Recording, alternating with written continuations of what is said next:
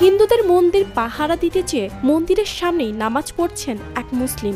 অগণিত মাদ্রাসার ছাত্র আবার পাহারা দিচ্ছে মন্দিরের গেইটে। এ যেন অলিখিতভাবেই প্রবেশাধিকার নিষিদ্ধ।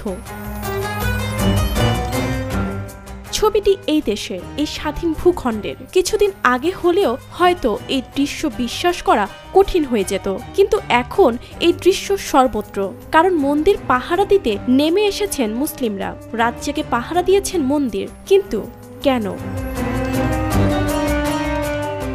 সম্প্রতি বিভিন্ন ঘটনায় মুসলিম জনগণ মন্দিরের নিরাপত্তা নিশ্চিত করার জন্য এগিয়ে এসেছেন, যা সম্প্রীতির উদাহরণ হিসেবে প্রশংসিত হয়েছে। এই ধরনের ঘটনা সাধারণত ধর্মীয় সম্প্রীতির বার্তা দেয় এবং সমাজের বিভিন্ন সম্প্রদায়ের মধ্যে শান্তিপূর্ণ সহাবস্থানের প্রতিফলন ঘটায়। ফেসবুকে ভেসে বেড়াচ্ছে এমনই কিছু স্থির চিত্র,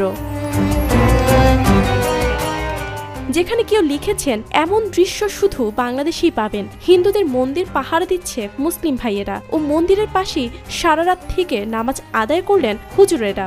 মক্কা বিজয়ের পর মহানবী হযরত মুহাম্মদ সাল্লাল্লাহু আলাইহি ওয়াসাল্লাম কারো ঘরে আগুন দেননি, কোনো প্রতিশোধ নেননি, সকলকে ক্ষমা করে দিয়েছিলেন। অন্য ধর্মের প্রতি হুজুর পাক সাল্লাল্লাহু আলাইহি ওয়াসাল্লাম সম্মান দেখিয়েছিলেন সব সময়। আমরা হুজুর পাক সাল্লাল্লাহু আলাইহি ওয়াসাল্লামের নীতিগুলো অনুসরণ করব ইনশাআল্লাহ। তবে এই ঘটনাই প্রথম নয়, ইতিপূর্বেও বাংলাদেশে এমন উদাহরণ দেখা গিয়েছে, বিশেষ করে পূজার সময় বা সাম্প্রদায়িক উত্তেজনার সময়। উদাহরণস্বরূপ 2021 সালে কুমিল্লায় দুর্গাপূজা চলাকালীন একটি মন্দিরের সংঘর্ষের আশঙ্কা থাকায় কিছু মুসলিম যুবক মন্দিরের নিরাপত্তার জন্য এগিয়ে আসে। তারা মন্দিরে পাহারা দিয়ে হিন্দু সম্প্রদায়ের মানুষদের নিরাপত্তা নিশ্চিত করার চেষ্টা করে।